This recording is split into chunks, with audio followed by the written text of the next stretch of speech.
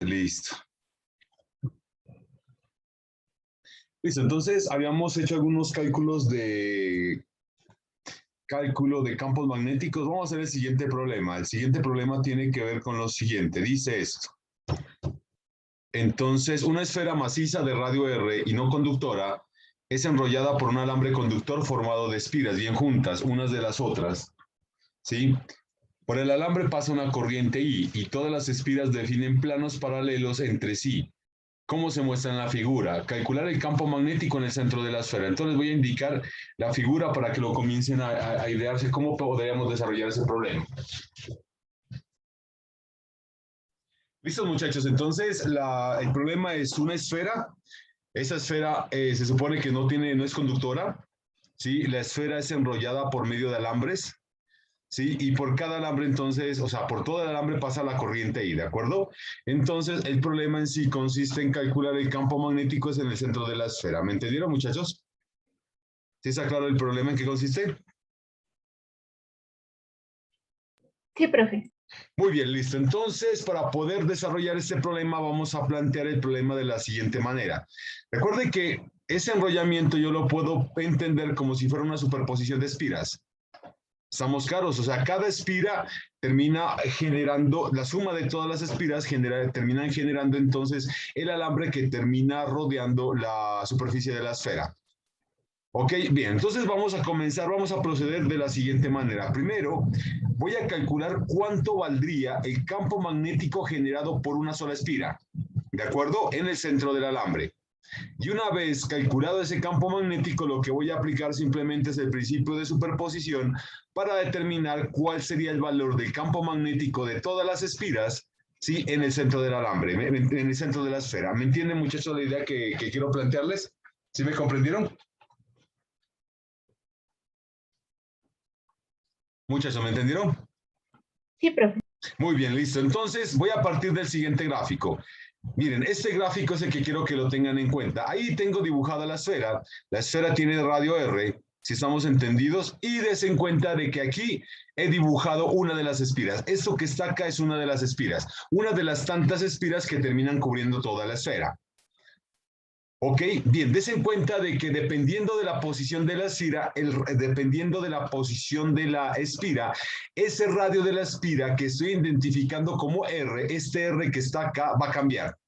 ¿Estamos entendidos? Para esa espira que está ahí, el radio de esa espira pues es R, pero si yo subo la espira o la bajo, entonces el radio termina cambiando. ¿Me entendieron? Solamente en el caso en que la espira coincida exactamente con el plano XY, entonces el radio de la espira coincidirá con el radio de la esfera. Pero mientras tanto, en cualquiera de las otras posiciones que yo considere, entonces fácilmente entenderán de que ese radio siempre va a estar modificándose. ¿Me entendieron esa afirmación, muchachos? ¿Todo comprenden hasta acá? Sí, profe. ¿Sí me entienden? Muy bien. Entonces, yo escojo la orientación del eje del sistema de coordenadas de la manera que está indicado en el gráfico, ¿sí? Y lo que pretendo hacer es lo siguiente. Entonces, voy a escoger el origen de coordenadas en el centro de la esfera, ¿sí? Y como el origen de coordenadas va a coincidir exactamente con el punto donde voy a calcular el campo magnético, entonces eso me va a permitir simplificar mucho el problema de ahora en adelante. Entonces, ¿de qué ecuación vamos a partir? Pues de la ecuación que vamos a partir va a ser de esta expresión que está acá. ¿Entendido, muchachos? Entonces, aquí yo tengo una integral de trayectoria, C, en este caso C, la trayectoria que define la espira. Acá tengo un segmento dL'. dL' es un diferencial o un segmento de trayectoria montado sobre la misma espira circular.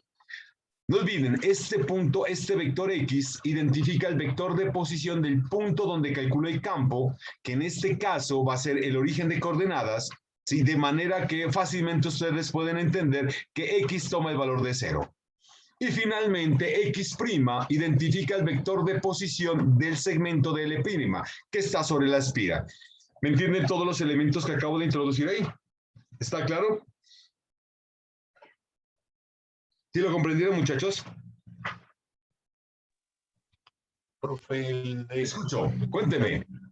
Me perdí en el DL. O sea, DL en este caso, si usted mira la espira... Es el alrededor de la espira, todo el DL. Entonces ¿Cómo? integra, mejor dicho, alrededor de del radio. Mejor dicho, de la circunferencia. Es que la trayectoria circular es la espira, ¿sí me Por eso. entiende? La integral de Sí, trayectoria sí. la voy a evaluar a lo largo de la espira. El Ujú. diferencial de R va a ser un segmento que es tangente a la trayectoria, pero va a ser tangente así. Ese va a ser el diferencial de L. O sea, está montado exactamente sobre la espira, ¿entendido? Sí, profe. Yo considero, por ejemplo, el DL aquí, este va a ser mi DL, entonces este segmento que va, este vector que va de acá hasta acá, es lo que yo estaría identificando como siendo el vector de El posición X'. X'. ¿Estamos entendidos? Sí. Ese sería el vector de posición X'. Ok, entonces, Ave María, ¿qué pasó? A ver, espérame un minuto. ¿Y ahora qué fue con este, pues? Deme un minuto. Ay, Dios mío. Ya, ok. Entonces, acá tengo esto de aquí, será X'. Este será X'. ¿Entendido, muchachos? Acá, ¿sí me entienden la notación todos? Sí, profe. Muy bien, listo. Entonces, vamos a introducir los elementos. Des en cuenta de que este vector X', dado que está montado en este punto, fácilmente lo puedo identificar utilizando coordenadas esféricas, ¿de acuerdo? Sí, entonces, de acuerdo a la notación, X' lo voy a escribir así. X' entonces va a ser definido exactamente como esta expresión que está acá. R por el vector unitario R. ¿De acuerdo con esa expresión hasta ahí, muchachos? ¿Sí? Correcto. Sí, es Muy bien, correcto. ya sabemos que X vale 0 porque X identifica el punto donde calculo el campo, en este caso es el origen de coordenadas. X' simplemente identifica el vector de posición del segmento de trayectoria DL, entonces dibujemos el segmento de trayectoria aquí. Este segmento que será exactamente esto va a ser DL, ¿sí? Este es el DL' que yo tenía en la ecuación de arriba. Y entonces, miren, acá lo que voy a hacer es simplemente intentar representar geométricamente este diferencial. Sí, miren lo que tengo acá. El diferencial que tengo acá es el mismo diferencial que estoy dibujando acá. ¿Sí me hago entender?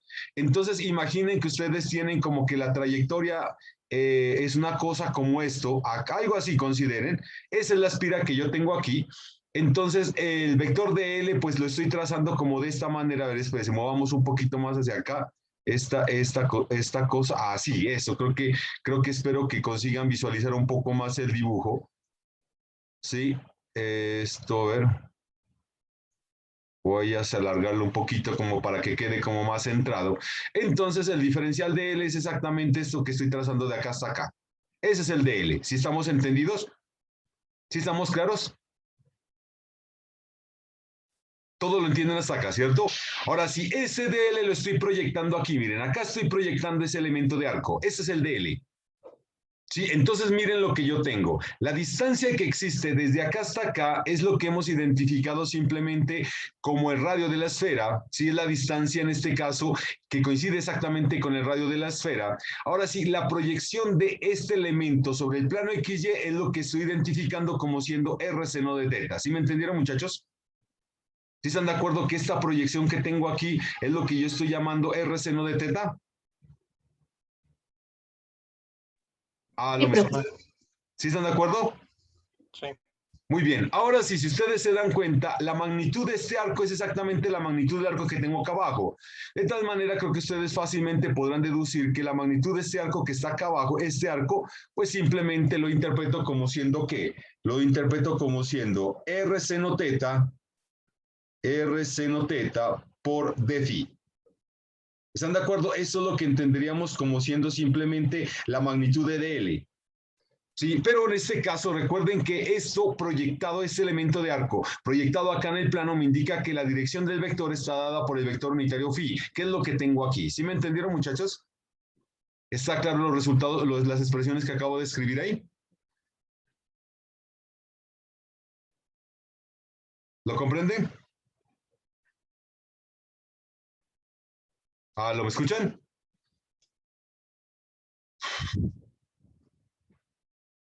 ¿Aló, me escuchan, muchachos?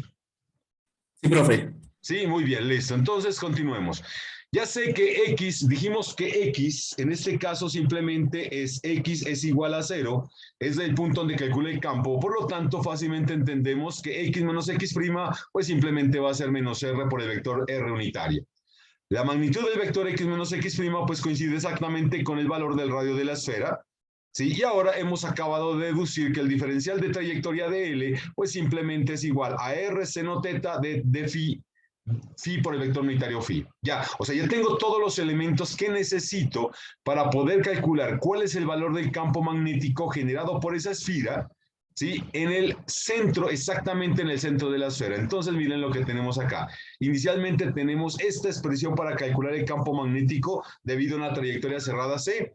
La trayectoria cerrada C simplemente la espira. Por lo tanto, I de L' simplemente va a ser la corriente por el diferencial de L, que es esto que está acá, R seno de teta de phi vector unitario phi, multiplicado por el vector X menos X', que ya mostramos que es menos R por el vector R unitario, dividido entre la magnitud de ese vector, y eso va a ser R al cubo. Ahora, dado que la integral se hace sobre la variable phi, si yo quiero generar toda la espira, pues el ángulo de integración necesariamente tiene que ir de 0 a 2pi. De manera que entonces fácilmente entendemos de que esta expresión que está acá, simplemente sacando constantes, se va a escribir de esta manera, así. ¿Sí? Des en cuenta que dentro de la integral aparecen los vectores unitarios phi y r, ¿sí? De tal manera que yo no los puedo sacar directamente de la integral. Por lo tanto, necesito calcular primero el producto vectorial de esos vectores unitarios y ver si ese vector resultante es o no dependiente de phi. Fácilmente ustedes pueden probar que el producto vectorial del vector unitario phi por r, pues simplemente es el vector unitario teta. De manera que entonces, hasta ahora, el resultado del campo magnético va a ser esto. Mi sub 0 por i sobre 4pi menos seno de teta sobre r, integral de 0 a 2pi de phi multiplicado por el vector unitario teta. Ahora quiero saber si ese vector unitario teta depende de la variable phi. Cuando uno representa ese vector unitario teta en términos de los vectores unitarios de coordenadas cartesianas, esa representación está dada por este término que está acá. ¿Ok? Y como se dan cuenta, ese ángulo, ese vector unitario teta, sí depende del vector unitario, del ángulo phi. Sí, por eso es que no lo puedo sacar. Entonces, si yo reemplazo este valor para el vector unitario teta en el integrando, pues simplemente me dará este término que está acá. Ya hemos probado de que esta expresión me da 0, esta expresión me da 0, y el único término que sobrevive simplemente es esta integral, que es 2pi. Por lo tanto, entonces, en principio me resulta el campo magnético siendo esto, mi sub 0 i sobre 4pi, factor de menos 12 menos seno teta sobre r, y esto multiplicado por menos seno teta por el vector unitario k por el valor 2pi. O sea, conclusión, el campo magnético de esa espira, sí, exactamente en el centro de la esfera está dada por esa cantidad que tengo ahí. Por favor, quiero saber si ese resultado que acabo de derivar es claro para ustedes. Si tienen alguna pregunta, por favor, pueden hacerla.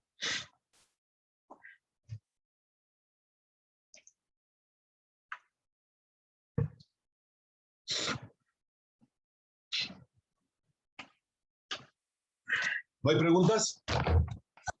Damaris, Eduard, Fernanda, Juan Felipe, Julio, Keiter, ¿está claro? Sí, señor, está claro.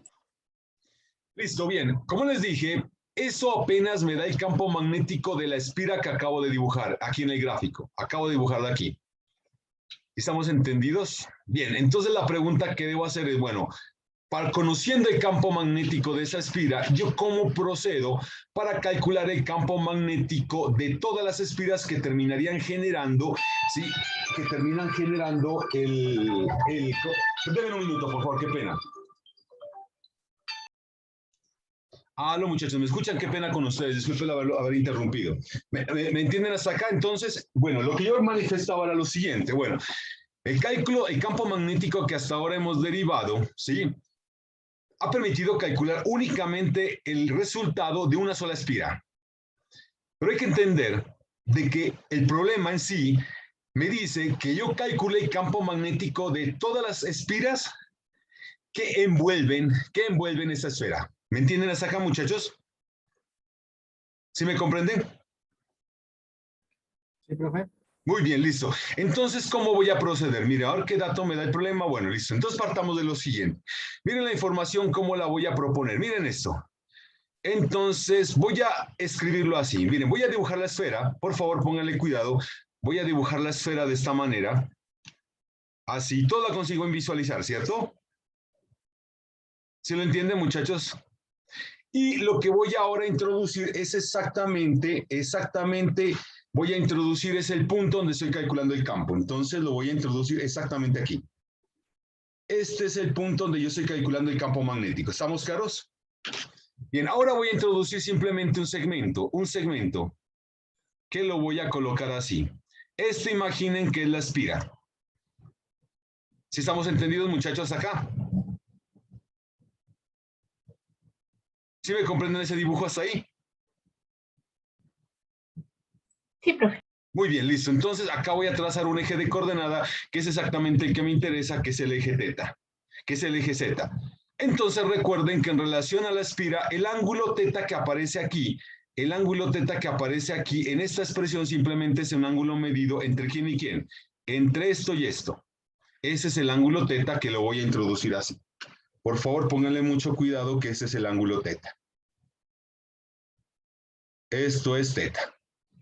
¿De acuerdo, muchachos, acá? ¿Sí me entienden? Hasta ahí, ¿me entienden, muchachos? ¿Alguna pregunta? ¿No hay preguntas? No, profe. No, muy bien. Por favor, piensen en lo siguiente. Miren, se supone que yo tengo n espiras, n, imaginen que sea el número total de espiras que cubren toda la esfera. Entonces yo tengo n espiras, ¿sí?, que van a cubrir absolutamente toda la esfera. Las espiras van a ir desde por acá, desde el otro extremo, imaginemos que tengo una intermedia acá, hasta por acá, ¿de acuerdo? Sí, todas, como sabemos, van a tener un radio diferente. Solo que des en cuenta que el resultado que tengo aquí no está definido en términos del radio de la espira, sino está definido en términos de la orientación angular expresada en términos del ángulo θ. ¿Sí se dan cuenta, muchachos?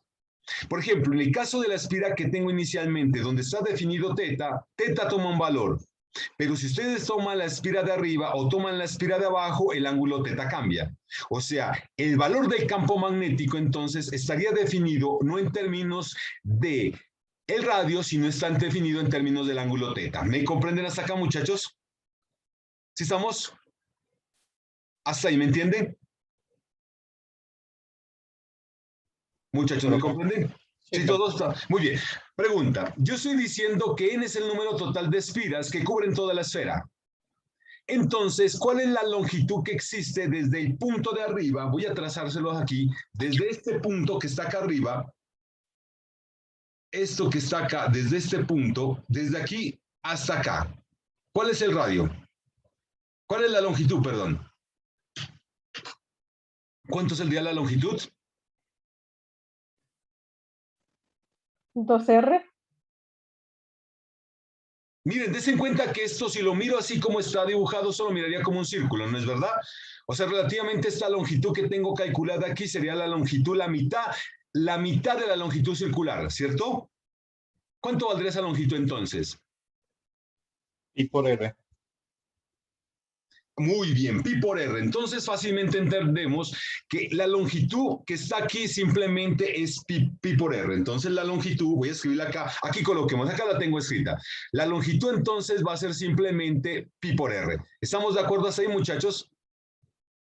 ¿Sí me entienden hasta acá? ¿Me comprendieron hasta aquí? Sí, profe. ¿Sí? Muy bien, listo. Entonces, por favor, quiero que tengan en cuenta. Yo estoy diciendo que en esa longitud L, escribamos aquí, en esta longitud L, para cubrir esta longitud L, entonces yo sé que se necesita un número total de n espiras. De n espiras. ¿Estamos entendidos? Pero si yo dibujo esto, esta sección que está acá, ¿sí?, una sección muy pequeña, y esa sección se caracteriza porque tiene apenas un número total de n espiras. Si me hago entender, un número total solamente de n espiras. Quiero preguntarles yo cómo expresaría la longitud que cubriría ese número de n espiras. Pues yo puedo afirmar que ese número total de n espiras que están incluidas aquí, en este término que está acá, entonces sería solamente este segmento que está aquí. Y este segmento simplemente va a ser de longitud de L. ¿Me comprenden? Entonces yo tengo la siguiente relación. DL está relacionado simplemente a DN. O sea, yo tengo un número total de n espiras que están cubriendo una longitud L, que sería el total de toda la esfera. pero yo sé que solamente necesito un número de d en espiras para cubrir una sección de la esfera de longitud de L. ¿Me entienden esta expresión que tengo acá? ¿Sí me entienden, muchachos? Sí, profe. ¿Estamos claros? Ok.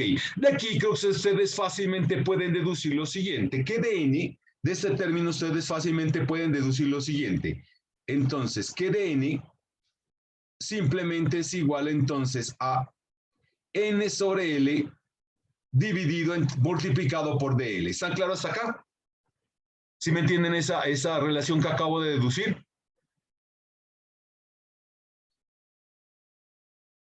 ¿Sí me entendieron, muchachos? Sí, profe. Muy bien. Ahora sí, por favor, miren lo siguiente. Yo estoy diciendo que la corriente que circula a través de de cada espira es N, ¿no? Si ustedes miran el problema me está diciendo entonces que el problema me está diciendo, por el alambre pasa una corriente I. Eso quiere decir entonces que por cada una de las espiras, cada una de las espiras que acabo de calcular, yo tengo una corriente I, por cada espira. ¿Sí? O sea, si por cada espira yo tengo una corriente I, entonces yo puedo afirmar fácilmente que si yo tengo un total de D en espiras, entonces la corriente que circula a través de ese número de D en espiras, pues simplemente es igual a DI. Y ese valor de corriente de I por ese número de N espiras es igual a I por DN. ¿Me entienden esta relación? ¿Esta relación está entendida?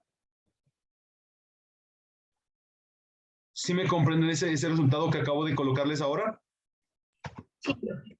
Muy bien, entonces, dado que hemos deducido que DN está relacionado con el número total de espiras por esta expresión, entonces fácilmente llegamos a la conclusión de que la corriente que circula por un número total de D en espiras yo la puedo escribir así, I por N sobre pi por d teta.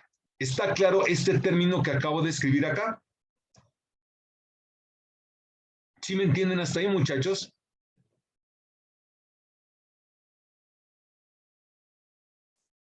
Aló, muchachos, ¿me escucharon? Sí, profe, sí, escucho. Bien. Por favor, pongan resultado a esta expresión. Este término que está acá, este término que está aquí, es el campo magnético que circula a través de una sola espira, por la cual circula este valor de corriente. Ahora, si yo tengo un total de D en espiras, pongámoslo acá. Si yo tengo un total de D en espiras, yo sé que la corriente que circula a ese número total de N espiras, pues simplemente va a ser de I. Y como tal, de acuerdo a esta ecuación, el campo magnético asociado a ese número de espiras por el cual circula esa corriente, pues simplemente lo voy a escribir como dB. ¿Me entienden el razonamiento que acabo de introducir ahora? ¿Sí me entendieron? Aló, muchachos, ¿me escuchan? Sí, profe. Muy bien, entonces, des en cuenta de que las D en espiras que acabo de escribir aquí, estas D en espiras, se encuentran orientadas por un ángulo teta. Si ustedes miran el campo magnético que tengo acá, ese campo magnético es dado por una sola espira, por el cual circula una corriente I. Pero si yo tengo D en espiras, por las cuales van a circular una corriente de I, que también están orientadas por un ángulo teta, entonces fácilmente entendemos que el campo magnético de B asociado a esta corriente, mirando esta ecuación, pues se definirá como este término que está acá. ¿Ahora me entienden de dónde salió ese término? ¿Sí me comprendieron? ¿Cómo llega esa expresión? Muchachos, ¿me escuchan? Sí, profe, sí, sí. Muy bien, entonces lo que voy a hacer es simplemente en esta ecuación reemplazar este resultado que está aquí. De manera que entonces el campo magnético, debido a esas D en espiras, pues simplemente se expresa como esto que está acá, o en otras palabras, como este resultado que está acá. Esto, miren, por favor, esto simplemente es el campo magnético debido a la contribución de D en espiras, si me hago entender, que se encuentran distribuidas en esta longitud de L, y que ocupan un ángulo de teta, ¿ok? Por lo tanto, si yo quiero calcular el campo magnético total de las n espiras, pues yo lo que haría simplemente es aplicar el principio de superposición. O sea, simplemente sumo todos los campos magnéticos que generarán las dn espiras sobre cada una sobre toda la trayectoria. O sea, en este caso lo que estoy mencionando es simplemente hacer esto. Si eso es lo que está dando la integral, es el principio de superposición. ¿Qué tal yo lo puedo escribir así? ¿Sí me hago entender? Entonces va a ser una integral en teta de seno al cuadrado. Y ahora viene mi pregunta, ¿por qué es que debo integrar de 0 a pi? ¿Por qué es que debo integrar de 0 a pi? Que es la mitad de la del... Exactamente, porque si ustedes se dan cuenta, este elemento que está aquí, este elemento que está acá, pensando que ustedes están trabajando en coordenadas esféricas, el menor valor que toma ese ángulo es 0. Y el valor mayor y el máximo valor que tiene ese ángulo en coordenadas esféricas es pi, o sea, corresponde a la parte de abajo. Por eso es que los límites de integración simplemente van de 0 a pi. Quiero saber si está claro cómo llega a esta relación que está acá, a esta relación. Preguntas hasta ahí. Inquietudes, por favor, pueden hacerlas.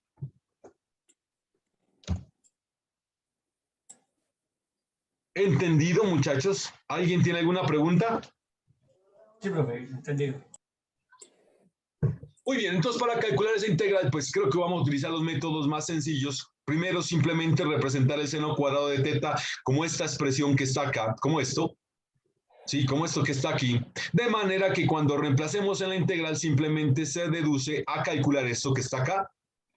Y por favor, quiero que me digan si concuerdan que el valor del campo magnético de ese sistema o de ese alambrado que cubre la esfera es dado por este resultado. A ver si sigan los cálculos. ¿Están de acuerdo con ese valor?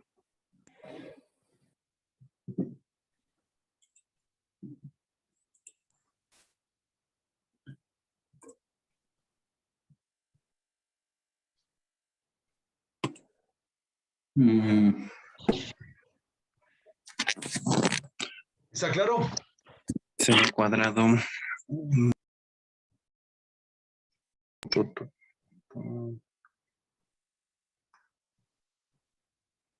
Dos. Sí, profe. ¿Sí concuerdan? Sí, profe. Muy bien, listo. Entonces, ese es el valor del campo magnético que nos pedía derivar el problema. ¿Preguntas hasta aquí?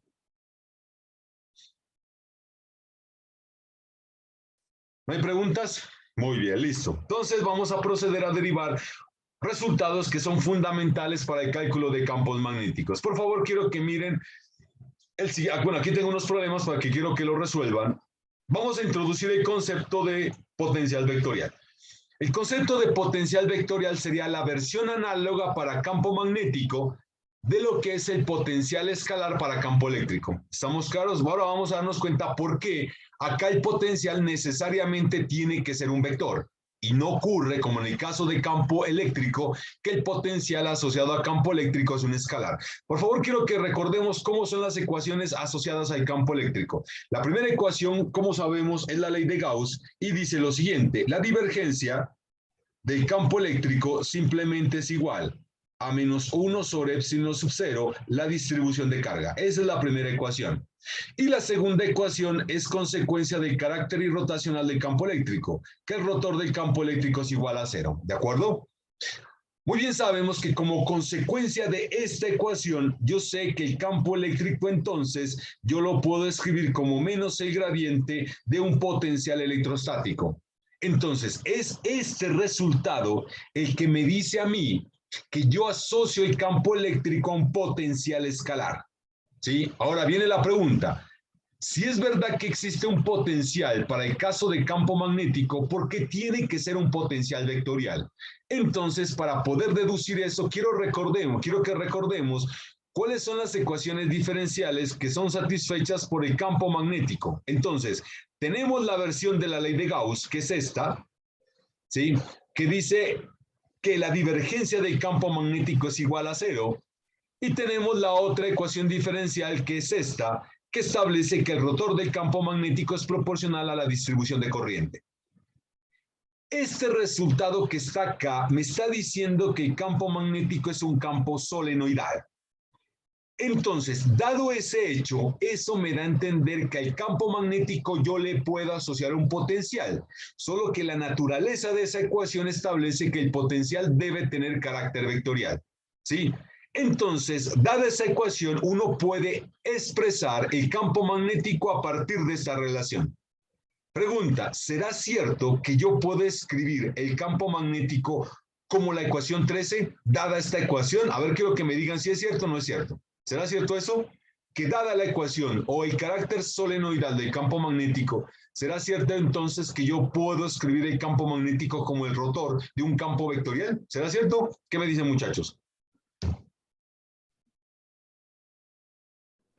¿Podría repetir la última parte, profe? Qué pena.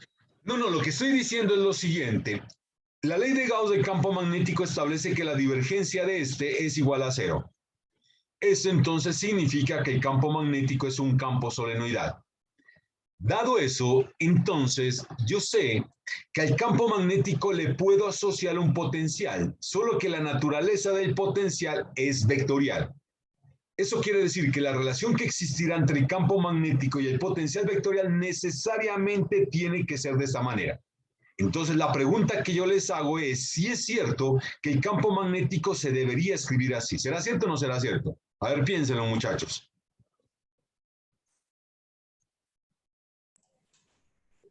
Sí, es cierto que la divergencia de un rotacional es siempre de 0. Muy bien, exactamente. Es consecuencia de eso.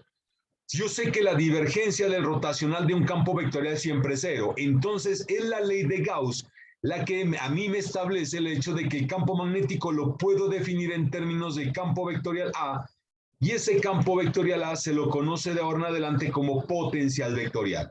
¿Entendido? Entonces ya entendemos cómo aparece el potencial vectorial para el caso del campo magnético. La pregunta ahora que me surge es la siguiente. Bueno, pero ¿qué forma va a tener ese potencial vectorial? ¿O cómo lo puedo calcular? Y para poder llegar a esa expresión correspondiente al potencial vectorial, vamos a partir nuevamente de la ley de Biot-Savart. Y la ley de Biot-Savart, como ustedes saben, se escribe de esta manera. ¿Ok? Muy bien, recordemos un resultado el cual ustedes lo derivaron. Me parece que ya lo derivaron o lo hemos derivado en algún momento. Yo sé que esta cantidad que está acá, esta cantidad vectorial, x menos x' dividido entre la magnitud de ese vector al cubo, yo lo puedo escribir como menos el gradiente de 1 sobre la magnitud del vector x menos x'. ¿Están de acuerdo con ese resultado? ¿Todos lo tienen claro? Sí, profe, sí. Muy bien. Listo, ¿qué es lo que voy a hacer? Entonces lo que voy a hacer es sustituir este elemento que está en el integrando que aparece en la ley de Biot-Savart, lo voy a sustituir por esta relación definida en términos de gradiente, de manera que entonces entendemos que este término, exactamente este, que es lo que aparece en la ley de Biot-Savart, lo voy a sustituir por esto que está acá arriba. ¿Entendido? Como tal, entonces tenemos que el campo magnético en principio se escribe como menos mi sub 0 sobre 4pi, integral en el volumen de la densidad de corriente multiplicado vectorialmente por el gradiente de 1 sobre la magnitud del vector x menos x'. Ahora lo que voy a hacer es manipular este integrando, lo voy a manipular. Y para manipularlo voy a utilizar esta identidad vectorial. Esta identidad vectorial establece el rotor de un campo vectorial. No olviden que este término que está acá tiene la naturaleza de ser un campo vectorial. Solo que ese campo vectorial es el producto de un campo escalar, que es phi, por un campo vectorial, que es c. Utilizando notación inicial o simplemente utilizando identidades, pueden llegar a este resultado que está acá. Entonces, ¿qué es lo que voy a hacer? Voy a hacer lo siguiente. Voy a identificar con el campo escalar. ¿Sí me entienden? Voy a identificar el campo escalar, lo voy a identificar como siendo este término que está acá. A eso lo voy a identificar con el campo escalar. En tanto que el campo vectorial lo voy a identificar como siendo la densidad de corriente. ¿Sí me entienden, muchachos? O sea, esta es la identificación que voy a hacer. Estos términos que están acá. ¿Sí me entendieron? ¿Todos me comprenden hasta ahí? Sí, profe. Muy bien, entonces, ¿qué es lo que tengo? Utilizando la identidad de arriba tengo rotor de este campo vectorial. Esto va a ser igual al campo escalar, que es este, multiplicado por el rotor del campo vectorial correspondiente a la densidad de corriente, menos la densidad de corriente multiplicado vectorialmente por el gradiente del campo escalar. No olviden que el gradiente está haciendo referencia a cambios en la variable x, en tanto que la distribución de corriente depende de la variable x'. Por lo tanto, ese término se me va. Como consecuencia, entonces, llegamos a la conclusión de que el rotor del campo vectorial que está en corchetes cuadrados, pues simplemente va a ser igual a menos la distribución de carga multiplicado vectorialmente por esta cantidad que está acá. ¿Sí me entendieron cómo llega a esa expresión? Sí, ¿De profe. acuerdo? De acuerdo. Muy bien, entonces, esto, si no olvidan, este término que está acá, este término, esto, es lo que está en el argumento de la integral, ¿no? Miren, si ustedes lo miran, miren acá. Entonces voy a modificar así. Yo tengo esto, y utilizando el resultado que hemos derivado anteriormente, yo lo voy a escribir como menos el rotor del campo vectorial J sobre el campo escalar X menos X', de tal manera que escribimos así. Sí, como esto que está acá. Nuevamente, des en cuenta que en el integrando o en esta expresión que está aquí, en esta expresión, yo tengo, esta es una función que depende de dos variables, x y x', y a esa cantidad vectorial yo le aplico dos operaciones. Una operación que es dada por la integral y otra por la derivada. Pero como yo sé que los puntos son completamente independientes, entonces puedo permutar el orden de las operaciones de tal manera que puedo escribir esta expresión que está acá. ¿Sí? Entonces, aquí yo llego a la conclusión de que el campo magnético es igual al rotacional de este término que está entre corchetes cuadrados de esto. Y ese término que está entre corchetes cuadrados tiene la naturaleza de ser un campo vectorial. ¿Sí estamos claros? Solo que ese campo vectorial está definido en qué punto. Ahora quiero que miren ese resultado que acabo de resaltar en el recuadro rojo y quiero que me digan, eso yo sé que tiene la naturaleza de un campo vectorial, pero quiero que establezcan exactamente ese campo vectorial está definido en qué punto. El punto donde está la En distribución el de... punto donde se aplica, donde se encuentra el campo. Exactamente, X'. el punto donde yo estoy evaluando el campo. Porque no olviden que la integral es una integral en principio, aunque no le coloque los límites de integración, es una integral definida, pero sobre las variables de integración x'. O sea, lo que resulte de la integral solamente va a depender de la otra variable que es x. O sea, lo que está entre el recuadro rojo es un campo vectorial, sí que depende de la variable x, donde yo estoy calculando el campo magnético. Des en cuenta entonces de que este resultado dice que el campo magnético, de acuerdo a lo que pensamos de la ley de Gauss, el campo magnético es igual al rotacional de un campo vectorial. Si ustedes comparan esta ecuación con la ecuación que acabo de derivar, entonces fácilmente llegamos a la conclusión de que el campo vectorial se calcula de esta manera. Mi sub 0 sobre 4pi integral en el volumen de la densidad de corriente sobre la magnitud del vector x menos x'. Por favor, quiero saber si está claro ese resultado.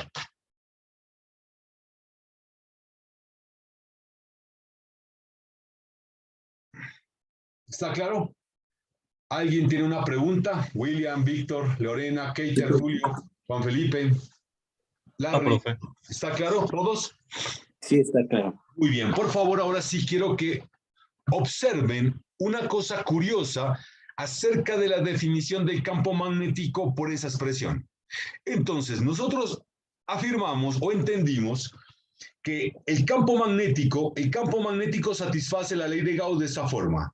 Divergencia del campo magnético es igual a 0. ¿Sí? Eso establece la ley de Gauss para campos magnéticos. Como consecuencia de ello, entonces, acabamos de entender de que el campo magnético se relaciona con un potencial vectorial de esta forma. B es igual a rotor del potencial vectorial.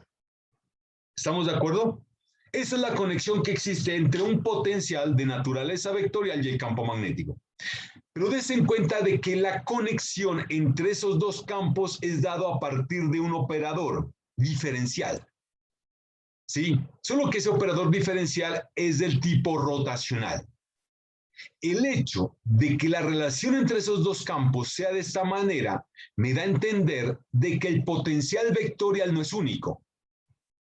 ¿Por qué no es único? Porque yo puedo modificar el potencial vectorial y aún así obtener el mismo valor de campo magnético.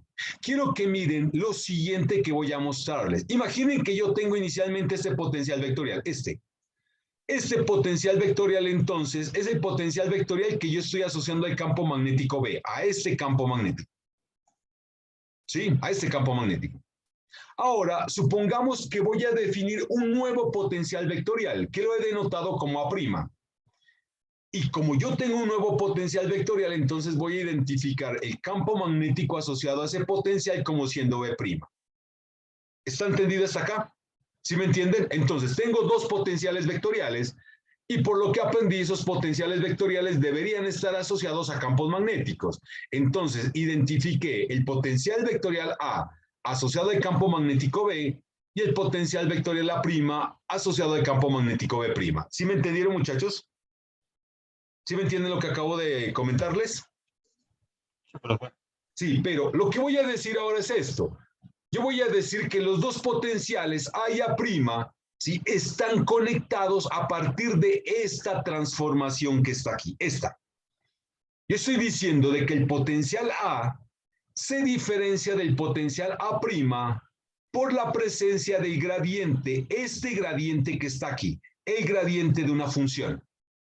La función f puede ser completamente arbitraria.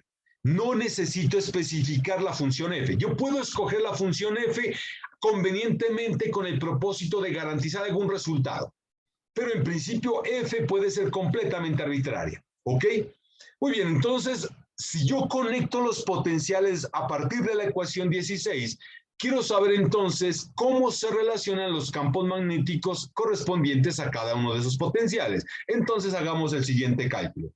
B', como dijimos, que es el campo magnético asociado al potencial vectorial A', se calculará de esta manera. B' es igual al rotacional de A'. Ahora, como A' es igual a A más el gradiente de F, entonces simplemente sustituyo A' por A rotacional de A más gradiente de F. Ahora simplemente aplico la propiedad distributiva y obtenemos esto que está acá. ¿Están de acuerdo con eso, muchachos, que acabo de derivar hasta ahí? ¿Hasta ahí está claro? ¿Alguna pregunta? Víctor, Lorena, Larry, Keiter, ¿está claro? Edward. Sí, profe.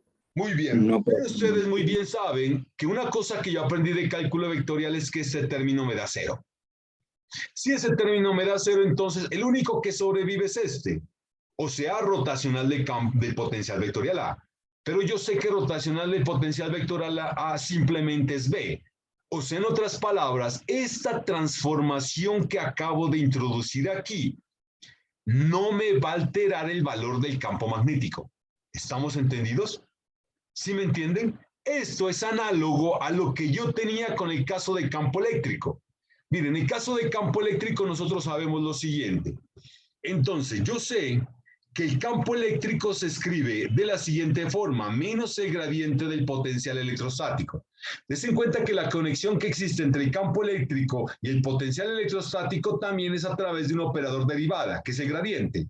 O sea, yo puedo definir un nuevo potencial escalar de esta forma, phi más una constante. Y fácilmente me doy cuenta de que el campo magnético obtenido a partir de phi' menos gradiente, de phi' termina siendo igual a menos el gradiente de phi, y esto va a ser igual a E. ¿Sí se dan cuenta, muchachos? ¿Sí me entendieron eso? ¿Sí estamos claros? Sí, profe. Sí, muy bien. Entonces, la moraleja de lo que acabo de presentarles es lo siguiente. En el caso del campo eléctrico, acabo de darme cuenta, esto que está acá, esto que está aquí me da a entender de que los potenciales escalares no son únicos.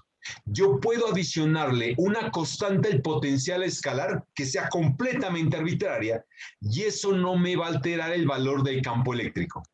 Y lo que me dice la ecuación 16 es muy simple. Yo puedo introducir cualquier función f, ¿sí?, y definir cualquier tipo de potencial vectorial y eso tampoco me va a cambiar el valor del campo magnético. O sea, a pesar de que los campos eléctricos y los campos magnéticos son muy bien definidos, los potenciales correspondientes a esos campos no lo son. ¿Me comprendieron, muchachos, eso? ¿Está entendido hasta acá? ¿Sí lo entendieron? ¿Alguien tiene alguna pregunta? Edward, Damaris, Fernanda, Juan Felipe, Keiter, ¿está claro? Sí, profe, está bien. Muy bien, Profe, listo. una pregunta. Listo, le escucho. O sea, ya usted dice pues que los potenciales ahí no son únicos, ¿cierto? Ujú. Entonces, pero en cuanto a la estructura matemática, cuando nosotros ya calculamos el potencial, ¿hay mucho cambio o solamente el cambio es en una constante Cuando usted dice adicional? estructura matemática, ¿qué quiere decir? O sea, la estructura, por ejemplo, que sea a través de una función seno y el otro potencial que sea a través de otra función distinta. Usted le puede colocar lo que quiera aquí. En este caso, usted puede colocar aquí en esta función que tengo acá, en esta función, usted le puede colocar cualquier función, independiente de la forma funcional de ella. Seno, coseno, tangente, la función más loca que usted quiera se la puede colocar ahí. Y eso no le va a alterar absolutamente en nada la ecuación, el campo magnético. Desen en cuenta, por favor, quiero que tengan en cuenta que las cantidades que ustedes miden son los campos eléctricos y magnéticos, más no los potenciales. Solamente en el caso estático, usted tiene una medida de ese potencial, ¿sí me hago entender? Pero hay que entender que la medida no es directamente del potencial, sino de diferencia de potencial. ¿Está claro? Por ejemplo, en el caso de una distribución localizada de cargas, usted lo que está, a pesar de que usted dice, no, yo estoy calculando el potencial de una distribución de carga localizada, pero hay que darse cuenta que implícitamente no está calculando ese potencial, porque usted sabe que cuánto vale el potencial debido a esa distribución de carga en el infinito, ¿cuánto es que valía? 0. Ah, muy bien, 0. Entonces, lo que en síntesis, cuando usted afirma que usted calculó el potencial de una distribución de carga localizada, por detrás de esa afirmación hay que entender que en verdad lo que usted está calculando es la diferencia de potencial entre dos puntos, uno que está en el infinito, donde el potencial es 0, y otro punto donde usted está interesado calcular la diferencia de potencial. ¿Me entienden eso?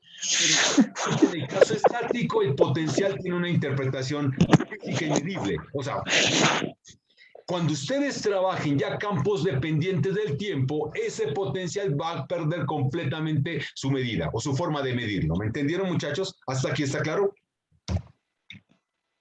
¿Sí me entienden?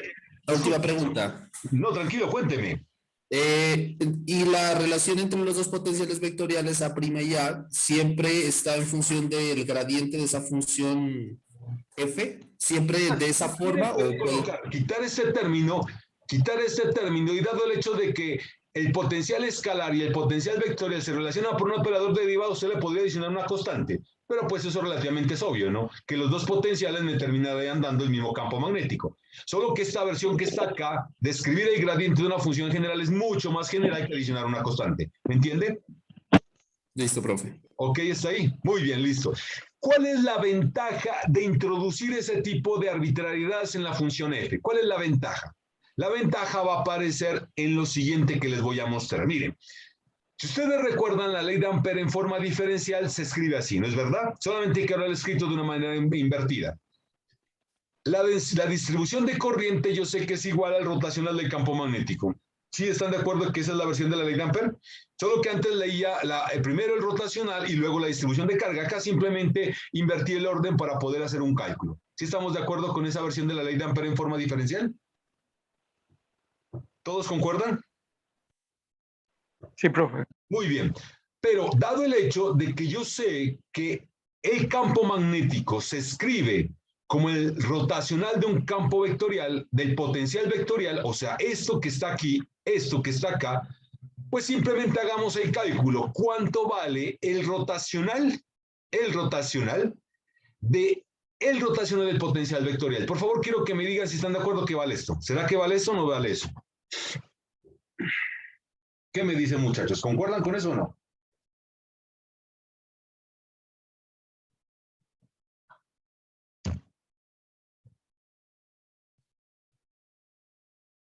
Si no están convencidos, utilicen notación inicial. Creo que ustedes ya están familiarizados con esa notación. Utilicen notación inicial y demuestren eso, por favor. ¿Están de acuerdo con ese resultado?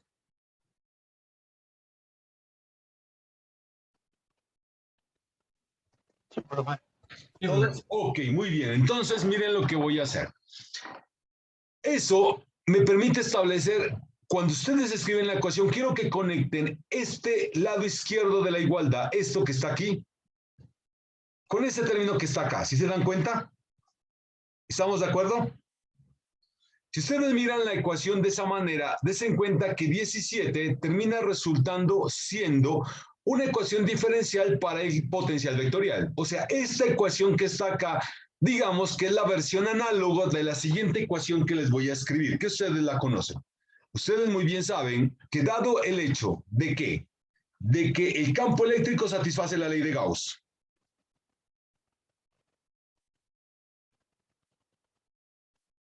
dado el hecho que el campo eléctrico yo lo escribo en términos del potencial como esto que está acá, gradiente del potencial electrostático. Entonces la combinación de estos resultados me permite llegar a una ecuación diferencial para el potencial, que es esta.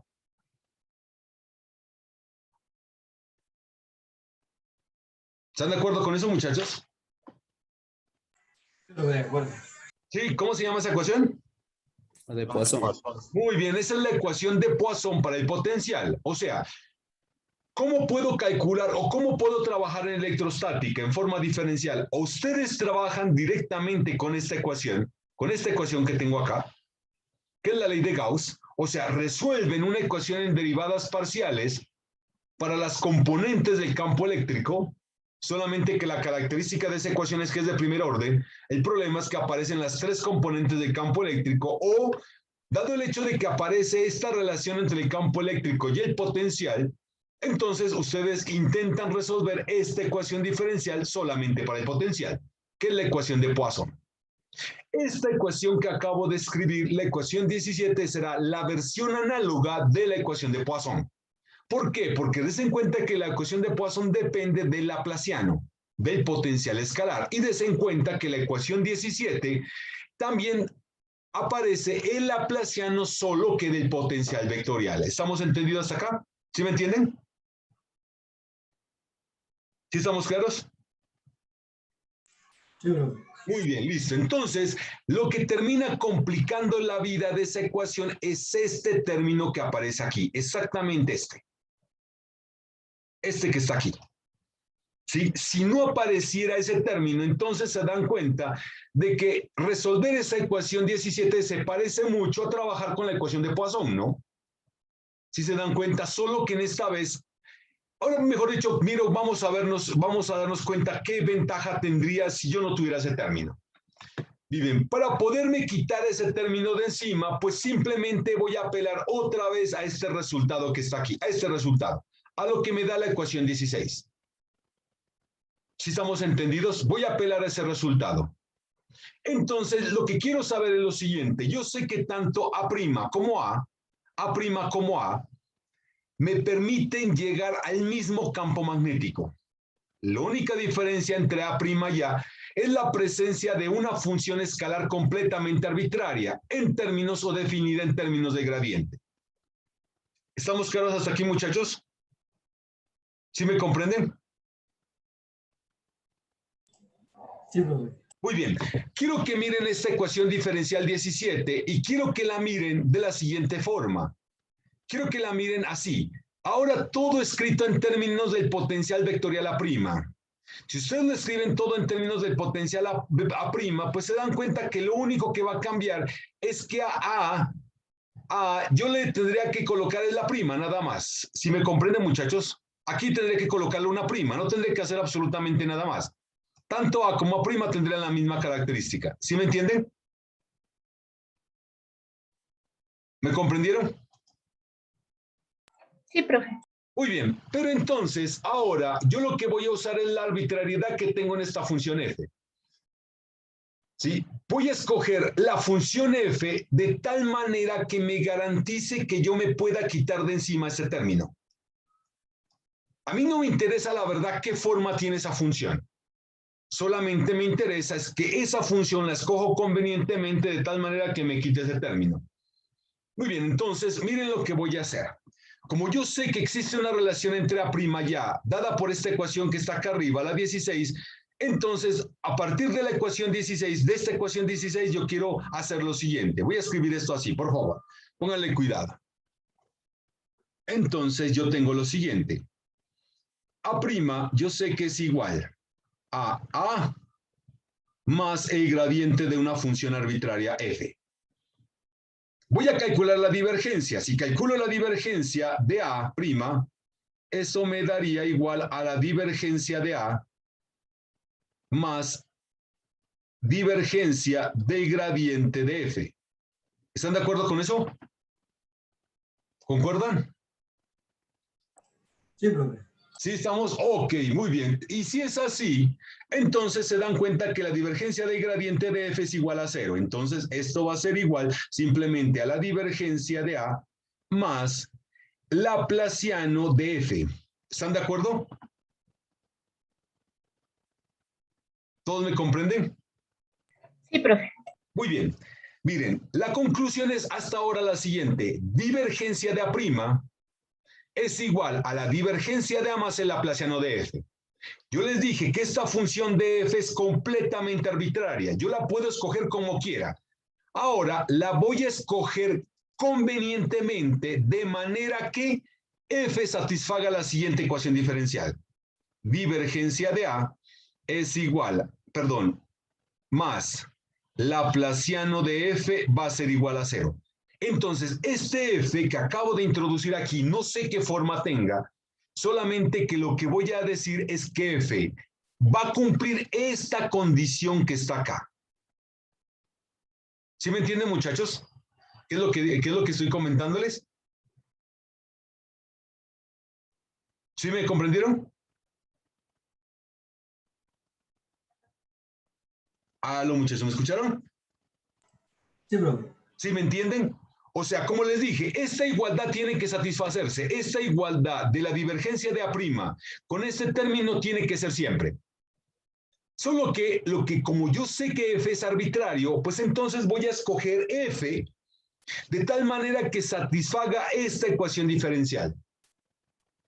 Si f satisface esa ecuación diferencial, miren entonces qué pasa. Pues si f satisface esa ecuación diferencial, entonces llega a la conclusión de que la divergencia de A' ¿vale cuánto? 0.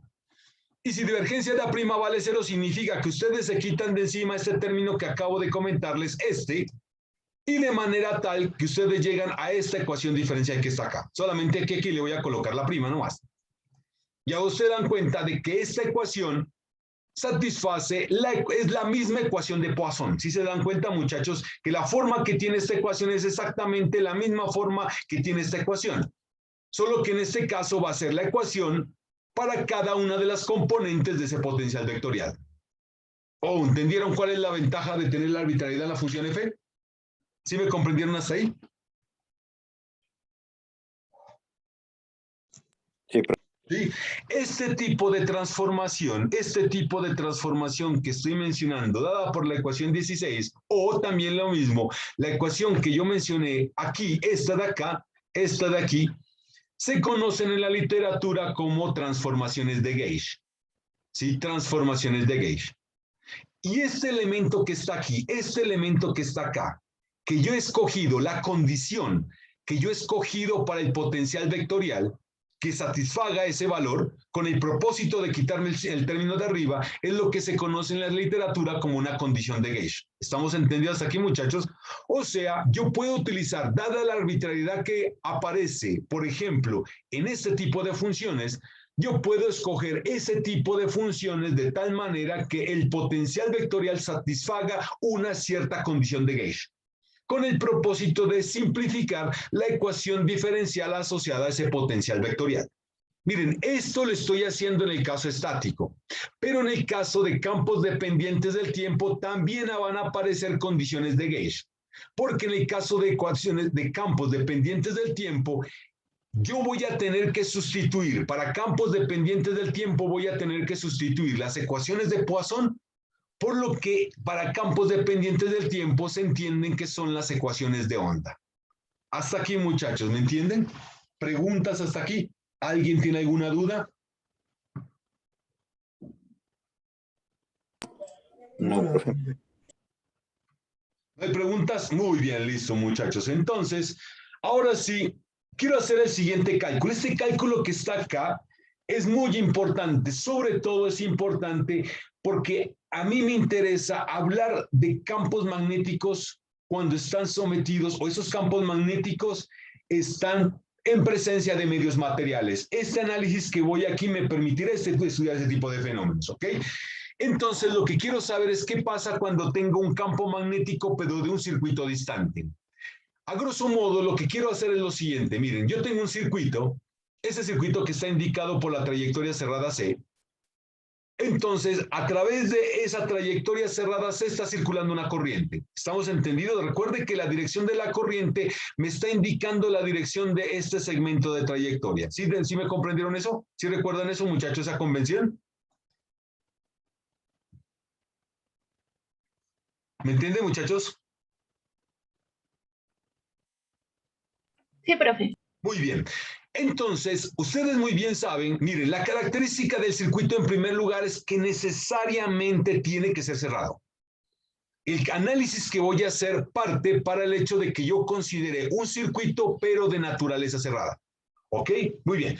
Entonces, yo voy a decir que a través de ese circuito circula una corriente y como ya aprendimos, esa corriente termina siendo la fuente de un campo magnético.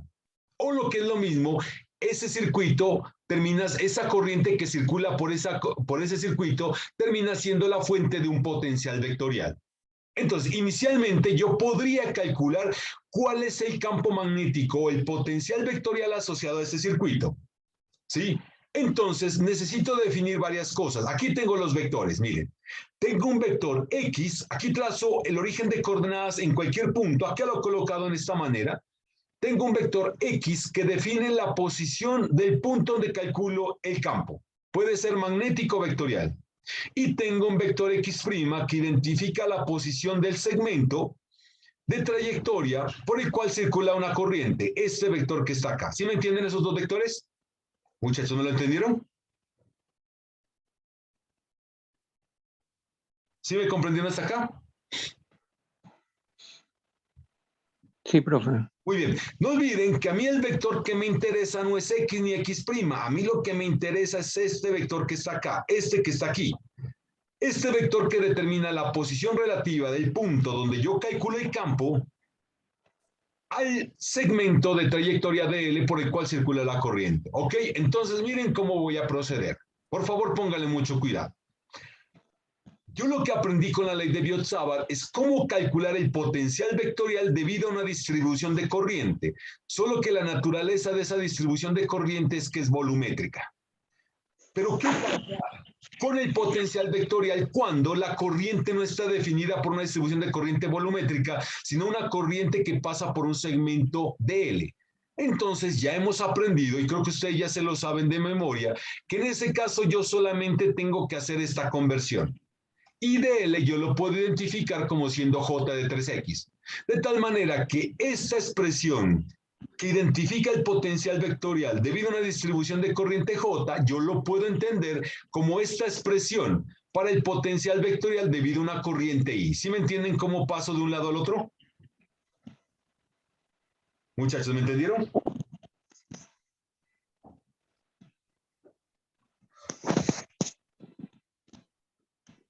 Aló, muchachos, ¿me escuchan? Sí, profe. ¿Sí está entendido cómo paso del lado izquierdo que define el potencial vectorial al lado derecho? Teniendo en cuenta la convención que coloqué acá arriba, que esa la mostramos la clase pasada. ¿Sí me entendieron? Sí, profe.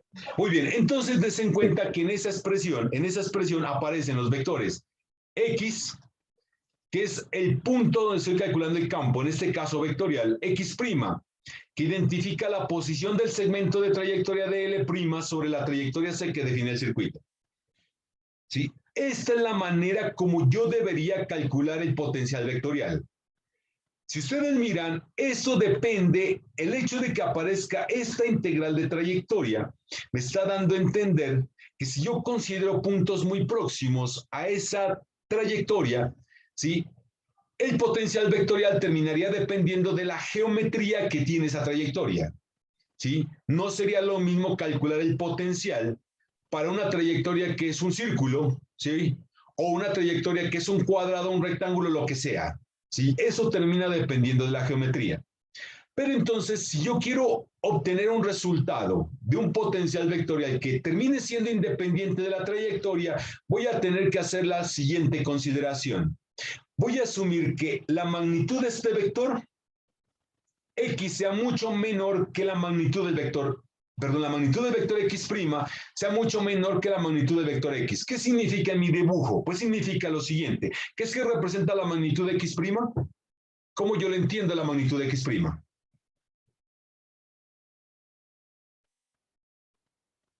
Miren el gráfico. ¿Qué representaría esa magnitud?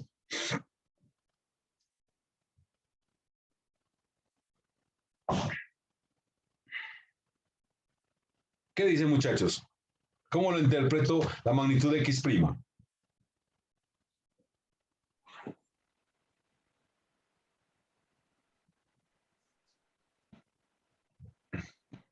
¿Aló? ¿Escuchan? Mm, ¿Cómo lo puedo interpretar la magnitud de X'?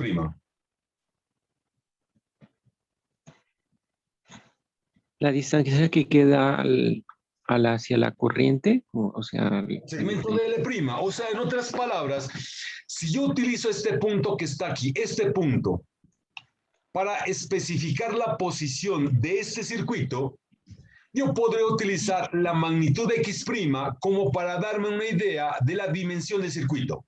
¿Estamos claros?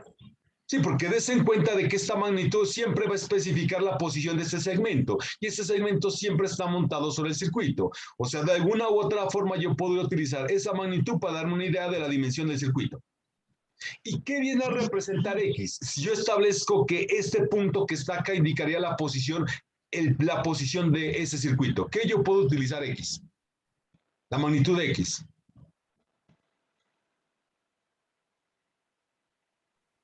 ¿Cómo la puedo entender?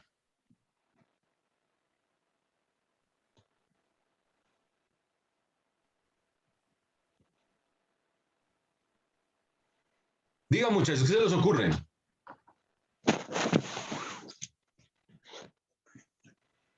Pues yo podría decir lo siguiente, que si yo utilizo este punto para indicar la posición del circuito, sí, o sea, yo puedo decir que en ese punto está localizado el circuito, ya dado que a partir de ahí puedo especificar su dimensión, pues simplemente la magnitud de X me podría darme una idea de cómo sería la posición del punto donde calculo el campo en relación a dónde está localizado el circuito. Cuando yo tomo esta aproximación, entonces lo que estoy diciendo es que la dimensión que tiene el circuito es muy, pero muy pequeña en relación a la distancia del circuito al punto donde calculo el campo. ¿Me entendieron ahora? ¿Entienden la interpretación que estoy haciendo? ¿Sí me comprenden? Edward, Keiter, Lorena, Víctor, William, ¿sí me comprendieron? Sí, profe. Muy bien, entonces voy a hacer esa aproximación y con esa aproximación voy a simplificar este término que está aquí, este. Por favor, quiero que me digan si concuerdan de que el término que está a la izquierda yo lo puedo escribir así. ¿Será cierto o no será cierto? ¿Qué me dicen, muchachos? ¿Están de acuerdo o no?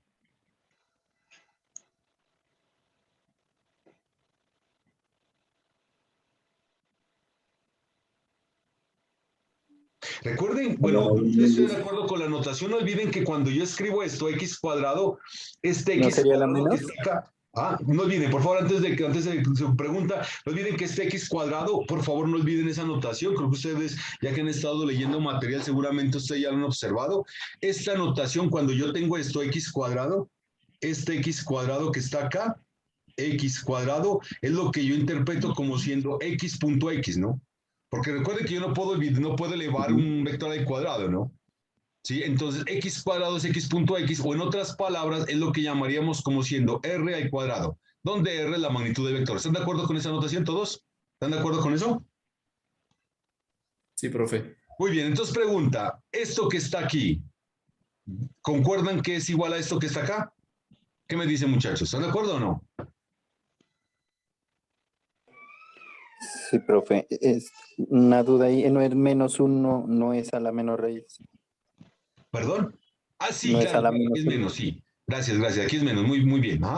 Es menos. increíble. ¿Están de acuerdo?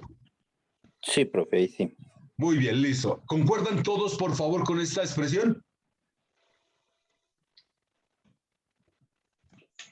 Sí, profe. Muy bien, listo. Entonces miren lo que voy a hacer. Por favor, quiero que le pongan cuidado a esta expresión que voy a escribir. Entonces, a ver.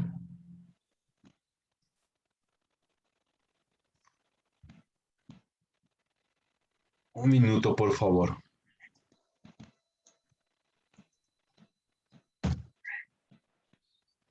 Si es así, entonces miren esto. Como les dije, X, la magnitud del vector X, es lo que yo he representado como R.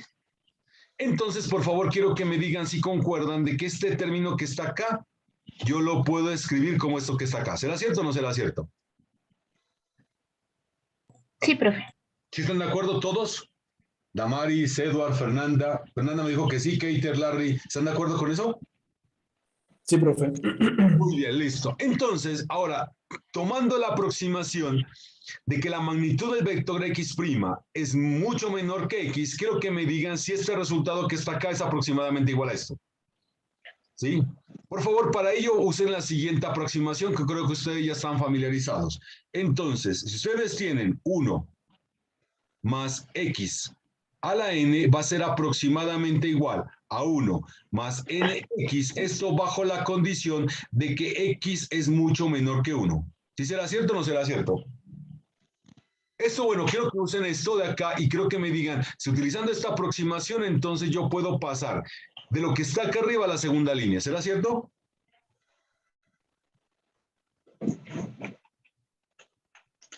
¿Todos concuerdan?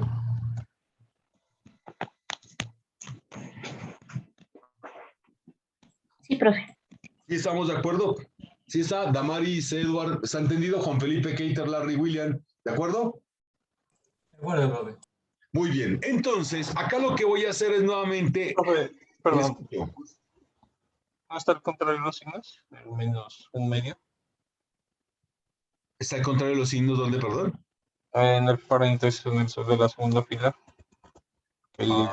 Aquí. Aquí. Es la mentira, pero ¿qué hizo allí? Me perdí allí. No Da entiendo. menos un medio. Sí, sí, menos un medio. Baja queda menos un medio, ¿sí? Y quedará de esta expresión de aquí. Ya, le partió. ¿Ok? Ya, profe. Sí, ok, muy bien, listo. Entonces lo que voy a hacer es simplemente escribir esto así. Voy a partir el menos, lo voy a introducir dentro del paréntesis y me quedará, aquí me quedará este menos, con este menos me da más x.x' sobre R2 y acá me queda menos un medio de x' al cuadrado. ¿Sí? Ahora sí, por favor, quiero que me digan si ustedes concuerdan de que esto que está aquí, este corchete cuadrado que está acá, yo lo puedo aproximar otra vez utilizando la aproximación que anteriormente mencioné a esto que está acá. ¿Será cierto o no será cierto? Que este término que está aquí, en otras palabras, lo que estoy diciendo es que este término que está aquí es menor que este término que está acá. ¿Será cierto o no? Mírenlo, por favor, mírenlo y quiero que me digan si es cierto o no es cierto. Si no lo observan, lo puedo explicar. La verdad es bastante sencillo.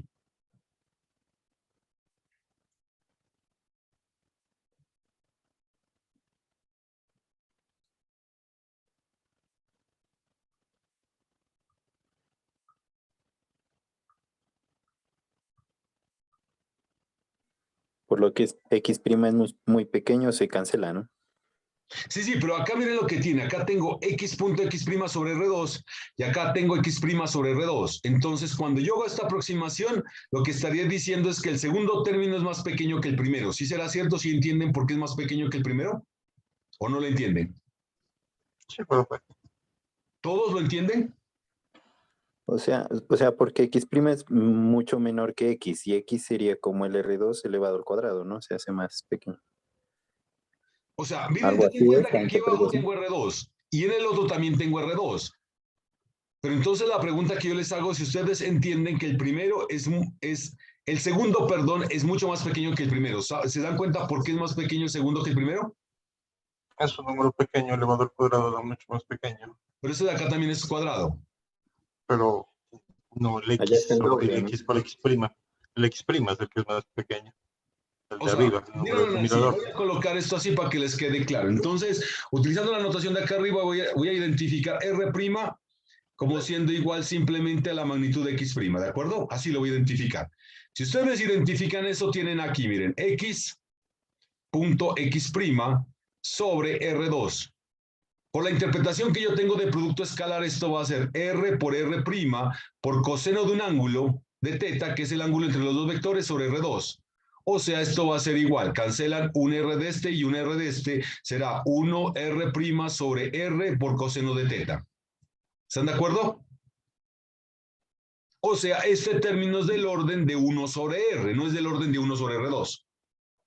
En cambio, el otro, que es X' al cuadrado sobre X al cuadrado, X al cuadrado es igual a R' al cuadrado sobre R al cuadrado. O sea, esto es del orden de 1 sobre R2. O sea, el primer término es de orden de 1 sobre R, en tanto que el segundo es del orden de 1 sobre R2. Por eso es que yo descarto el segundo en relación al primero. ¿Ahora entendieron por qué yo puedo aproximarlo a eso? ¿Sí me entendieron? Sí, profe. Muy bien, entonces, ahora sí, utilizando este resultado que tengo acá, de que esta expresión que está aquí, esta, es igual ahora, aproximadamente igual a esta, entonces, ¿cómo voy a escribir el potencial vectorial de ese circuito en puntos distantes del circuito? Pues lo voy a escribir así. Lo voy a escribir así, como esto que está acá. ¿Me entendieron, muchachos? ¿Sí me entienden? ¿Está claro? Sí, profe. Muy bien. Ahora sí lo que voy a hacer es distribuir lo que tengo en paréntesis. Por favor, no olviden que la integral es dl', o en otras palabras, en relación a la variable x'. X indica la posición donde calculo el campo, ese X es fijo, y lo mismo esta distancia que está acá, R es la magnitud, ¿no? Y este R que está acá también es fijo, de manera que yo puedo escribir este término que está aquí, este término, quiero que me digan si concuerdan que se escribe de esta manera. ¿Cierto o no es cierto eso? Sí, profe. Muy bien, ahora sí, por favor, quiero que me digan si es cierto que esta integral es cero. ¿Será cierto? Sí, porque está integrando el camino. Está Camino integrando, cerrado, prácticamente ustedes están sumando todos los desplazamientos y cuando ustedes suman todos los desplazamientos llegan al punto de partida, ¿no? O sea, el desplazamiento neto, que es lo que está midiendo la integral, pues es cero, ¿no? Por eso es que Sí. me quito el primer término, de manera que solamente llego a la segunda expresión. ¿Entendido este término que resultó únicamente? Este término de acá. ¿Está entendido cómo llegamos a esta expresión? ¿O lo que es lo mismo a este resultado que está acá? ¿Sí me entienden, muchachos? Sí, profe. Muy bien. Lo que voy a hacer es calcular ese término. Y para poderlo calcular, lo que voy a intentar hacer es modificarlo un poco, ¿de acuerdo? De manera que pueda ser escrito en algo que se me parezca. Muy bien. Entonces, miren, el integrando, lo que tiene acá dentro de la integral es esto. De x'. O sea, aquí he hecho la modificación, recordemos por la notación que hemos utilizado, yo sé que dl' es lo que yo también identifico simplemente como siendo de x', es la misma notación. Sí, aquí puse en evidencia esto, ¿no? Ahí hice el cambio de dl' por dx', por eso es que aquí tenía dl' y acá le coloqué dx', porque representan exactamente lo mismo. Entonces, por favor, quiero que me digan si concuerdan con esta identidad que está acá. Esta identidad, por favor, quiero que la miren. ¿Será cierta esa identidad o no? Si no concuerdan, por favor, hagan el cálculo.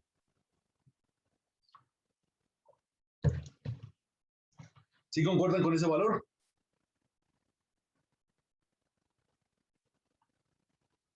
O busquen esta identidad para que ustedes la puedan comparar. Busquen esta relación que les voy a escribir ahora, para ver si es cierto lo que acabo de colocar.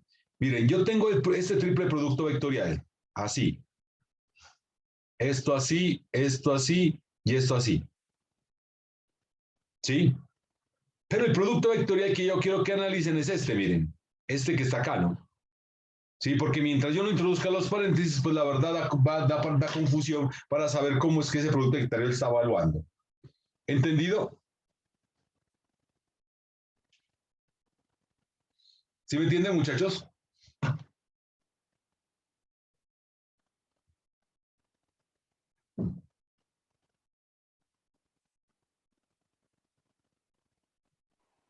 Sí, profe, esa es una identidad, ¿no? Esto es una identidad, simplemente usemos la identidad. Ok, entonces si ustedes usan la identidad correspondiente a ese triple producto vectorial y ustedes reemplazan en lugar de A, X', identifican A por X', en lugar de B, identifican de X', y en lugar de C, X, pues llegan a este resultado que acabo de escribir a través de la ecuación 20. ¿Ok? ¿Entendido, muchachos, cómo llego a esta expresión? ¿Sí me entienden cómo llego a calcular este resultado? ¿Todos me entienden? ¿Sí me entienden? ¿Lo me escuchan? Profe. Muy bien, ahora sí, por favor, quiero que miren esta expresión. Quiero que analicemos esta expresión que está acá, esta. No olvidemos cuál es el significado de cada uno de esos vectores. X identifica el punto donde yo estoy calculando el campo. Ese punto mantiene fijo. En tanto que X' identifica ¿quién? ¿Quién identifica X'? ¿Quién está identificando X'? La posición del circuito, digamos así, con respecto al punto, a un punto. Dx' identifica la posición de este segmento, ¿no? En relación al punto que acabo de introducir acá. ¿Sí? Y ustedes saben que dependiendo dónde ustedes coloquen el segmento, lo coloquen aquí, o lo coloquen acá, o lo coloquen aquí, entonces la posición de ese vector es diferente, ¿no? Entonces, si es así, quiero que me digan si concuerdan que el diferencial de este producto es este. ¿Será cierto o no será cierto? ¿Concuerdan, muchachos? ¿Están de acuerdo que el diferencial de este producto que está entre corchetes cuadrados en el lado izquierdo coincide exactamente con lo que estoy colocando en el lado derecho? Sí, profe. Sí, no, porque si yo les dije que X identifica el punto donde calcula el campo y ese punto no cambia, y lo que estaría cambiando simplemente es la posición de X' que identifica la posición del segmento, cuando ustedes calculen el diferencial, ese diferencial actuará sobre este primero y sobre este segundo. Como ¿no es la cierto? derivada de un producto, ¿no? Claro, actúa como la derivada de un producto, solo que este elemento que está acá, este X que está aquí es constante. Por eso es que aparecen los dos términos. ¿Entendido? ¿Sí está claro? Sí. Muy bien. Ahora sí lo que voy a hacer es simplemente lo siguiente. Voy a restar el término que está arriba, a este término que está acá le voy a restar este. ¿Sí me hago entender? A esos dos. Entonces, del lado izquierdo creo que fácilmente se darán cuenta que es esto. Y si ustedes restan esos dos, se dan cuenta de que este y este se me cancelan, ¿no es verdad? ¿Qué es lo que tendría acá, no?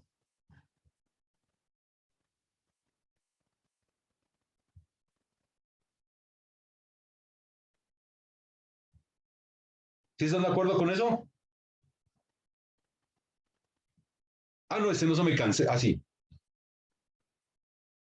No los voy a restar, los voy a sumar, perdón. Es que restarlos, disculpen, lo estoy sumando. Aquí no lo estoy restando, sino lo estoy sumando. Quiero que miren la operación que estoy haciendo de suma, ¿no? Esta suma es la que estoy haciendo. ¿De acuerdo, muchachos? Sí, profe. Sí, entonces no se cancelan si no se suman los dos elementos. En cambio, los que se cancelan son este y este que está acá. ¿De acuerdo? Como tal, entonces llegan a la conclusión de que la suma de los dos términos simplemente es 2 veces de X' multiplicado por el producto escalar de X con X'. Y de aquí fácilmente deducen esto, que este elemento que está acá, de X' multiplicado por el producto escalar de X menos de X punto X', simplemente va a ser un medio ¿de quién? De el producto vectorial X' cruz de X' cruz X, más un medio del diferencial de X' X punto X'. ¿Entendido el resultado que indica la ecuación 22? ¿Sí me entienden? Sí, profe. Muy bien. ¿Qué es lo que voy a hacer? ¿Por qué para mí fuera importante llegar a ese resultado? Porque si ustedes recuerdan el potencial vectorial, ese potencial vectorial está escrito en términos de este resultado. entonces lo que voy a hacer es simplemente representar ese integrando por esta cantidad que está acá. Como tal, entonces tenemos lo siguiente. Inicialmente habíamos partido de esto y utilizando el resultado que habíamos derivado, dada por esta ecuación 22, entonces llegamos a este término que está acá, a esto. ¿Sí? Miren, por favor, pónganle mucho cuidado al segundo término. Ese segundo término digo que es 0. ¿Por qué? Esto que está aquí es un escalar, ¿no es verdad? ¿Todos concuerdan que es un escalar? ¿Sí? Y esto que está acá es un vector. O sea, lo que tengo en corchetes cuadrados tiene la naturaleza de ser un vector, ¿no es verdad? Esto que está entre corchetes cuadrados tiene la naturaleza de ser un vector. Por lo tanto, lo que estaría calculando ahí simplemente la suma del diferencial de ese vector. Y ahora lo que estoy haciendo es sumar ese diferencial de ese vector a lo largo de la trayectoria cerrada C. Y como ustedes muy bien saben, como aprendimos con ese término que cancelamos acá arriba, con esa suma, pues termina siendo igual a 0 otra vez. ¿Entendido por qué ese término se me va? ¿Todos lo comprenden? Muchachos, ¿está claro? Sí, profe. Muy bien, entonces ahora sí me doy cuenta de que el único término que sobrevive es el primero. Por lo tanto, hasta ahora el potencial vectorial es esto que está aquí. Y de ese potencial vectorial lo voy a escribir así, miren. Voy a colocar en evidencia exactamente este corchete cuadrado. Si se dan cuenta de que este término es equivalente a ese término que está acá. Pues la verdad no he dicho nada del otro mundo, ¿no? Simplemente lo que he aislado exactamente es lo que depende de las variables x'. Y lo he multiplicado por un factor 1/2. Hasta ahí, muchachos, ¿me entienden?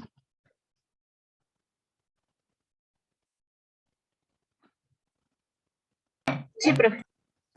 Sí, profe, está bien. Está claro. Ok. Hay una cosa interesante del cálculo vectorial y tiene que ver con lo siguiente. Miren, si ustedes miran esta trayectoria, miren la trayectoria C, esa tiene la característica de ser una trayectoria que cerrada. Pero des en cuenta que a partir de esa trayectoria cerrada C, yo puedo generar una superficie. ¿Sí? La naturaleza de esa superficie es que es abierta. ¿Sí me entienden eso, muchachos, lo que les estoy diciendo? ¿Sí me comprenden?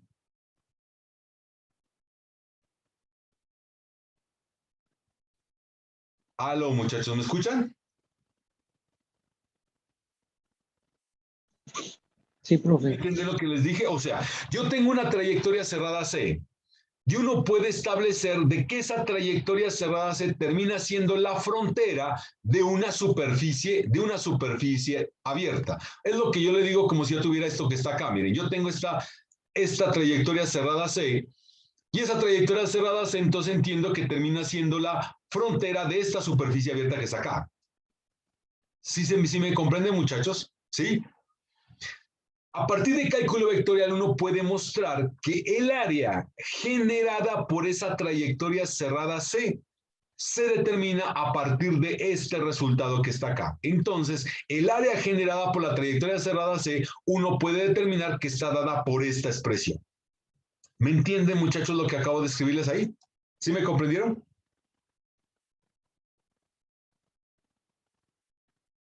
¿Sí me entendieron? Sí, profe. Muy bien. Por favor, entonces, quiero que entiendan que lo que tengo a la derecha tiene la naturaleza de ser una cantidad vectorial. ¿Sí? ¿Sí me hago entender? Eso quiere decir entonces que, por ejemplo, en el caso más sencillo, que es este círculo que está acá, a ese círculo yo le puedo asociar una cantidad escalar que es el área. Pero si ustedes quieren identificar el vector o el elemento que identifica el carácter vectorial, ustedes lo que hacen simplemente es identificar en ese círculo el vector normal a la superficie.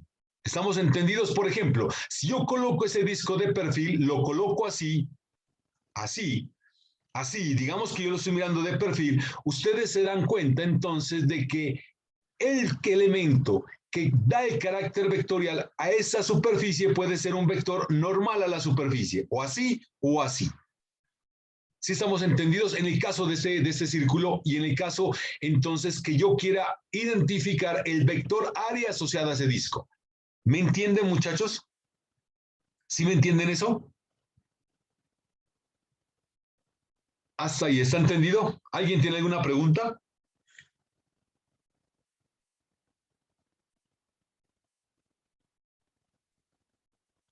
Muchachos, ¿me escuchan?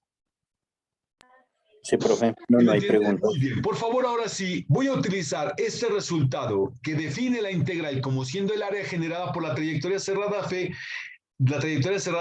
en la expresión correspondiente al campo vectorial, al potencial vectorial A. Entonces, si ustedes hacen eso, llegan a esta expresión que está aquí, a esta expresión. Así yo defino el potencial vectorial. Solo que aquí, en este caso, he puesto en evidencia el siguiente producto. Miren, este producto que está aquí.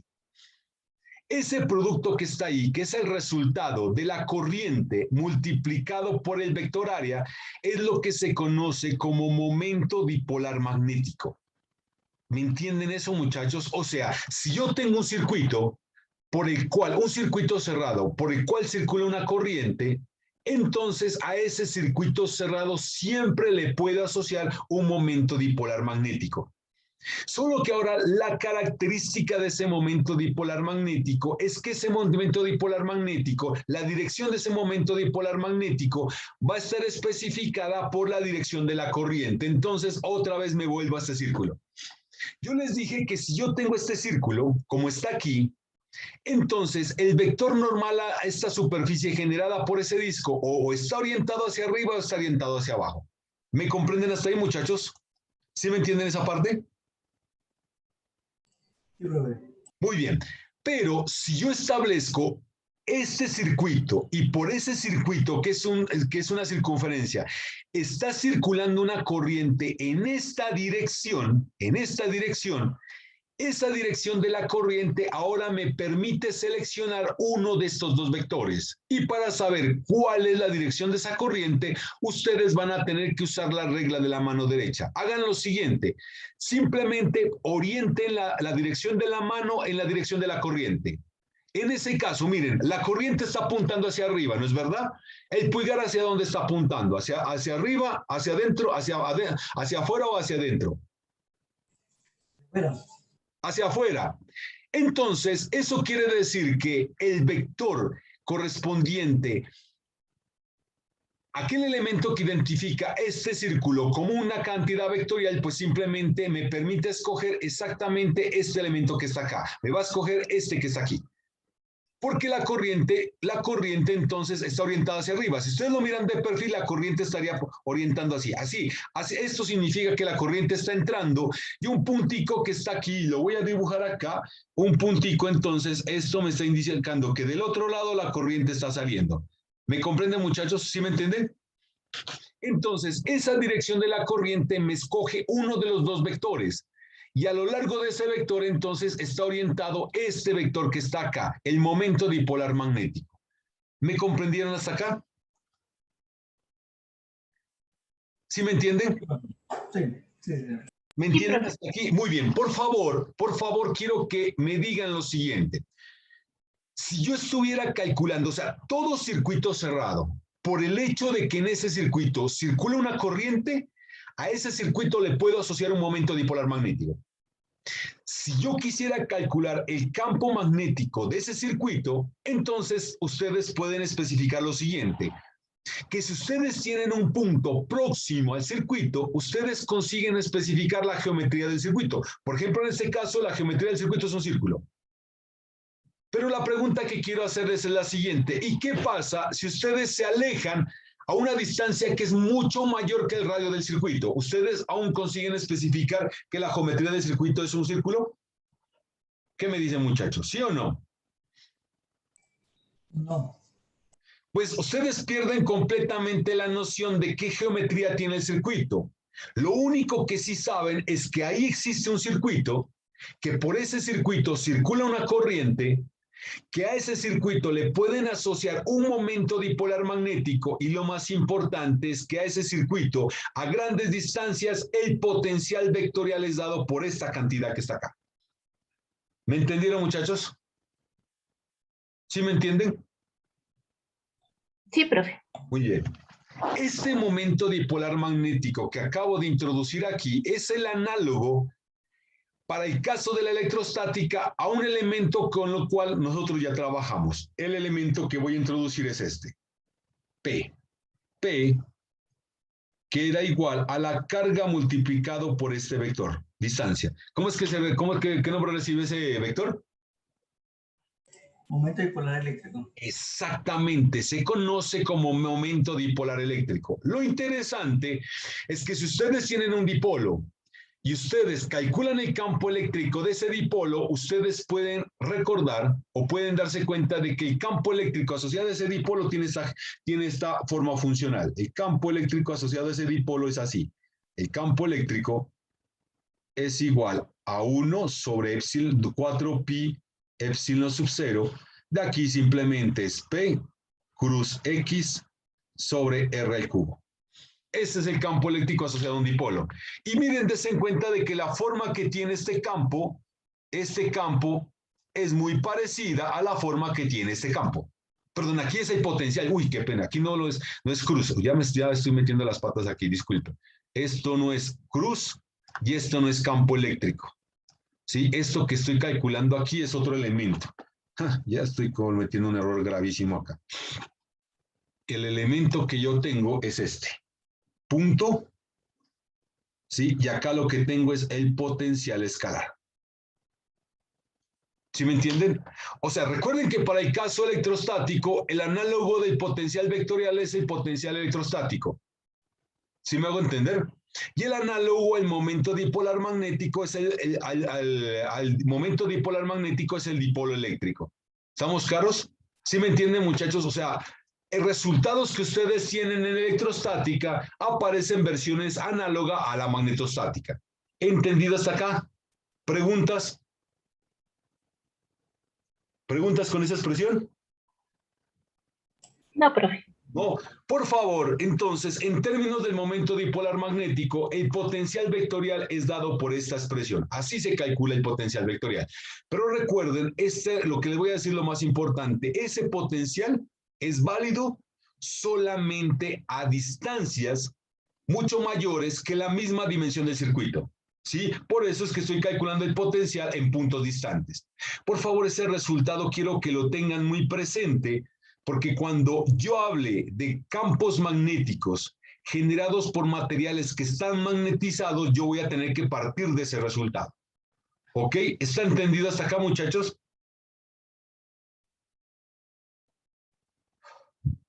¿Comprendido? Sí, profe.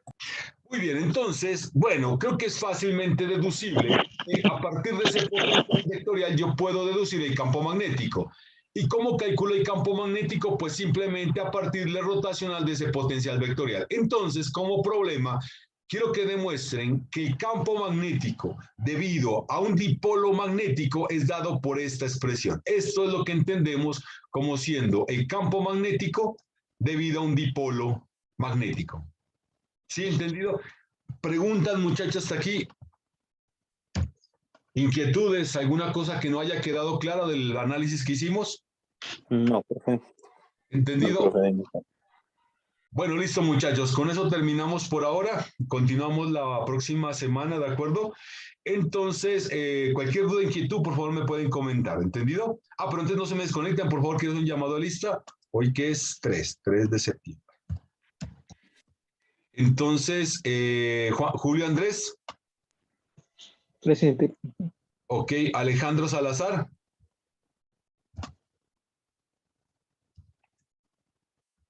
Keiter Patiño. Presente, profe. Damaris Jacqueline. Presente. Muy bien. Janet Fernanda. Presente, profe. Muy bien. Víctor Andrés. Presente, profe. Muy bien. Juan Felipe Insuasti. Presente, profe. Ok. Eduard Suárez. Presente, profe. Ok. William Erazo. Presente, profe. Ok, pensé que no estaba. Muy bien. Entonces, Diana Lorena. Presente, profe. Muy bien. Larry Segundo. Presente, profe. Muy bien. Bueno, listo, muchachos. Entonces, terminamos. Que descansen el fin de semana y nos vemos la próxima semana, ¿de acuerdo? Gracias, profe. Sí, Lo mismo, profe, hasta luego. Se gracias. cuidan, que estén muy bien. Hasta luego. Gracias, hasta luego, profe.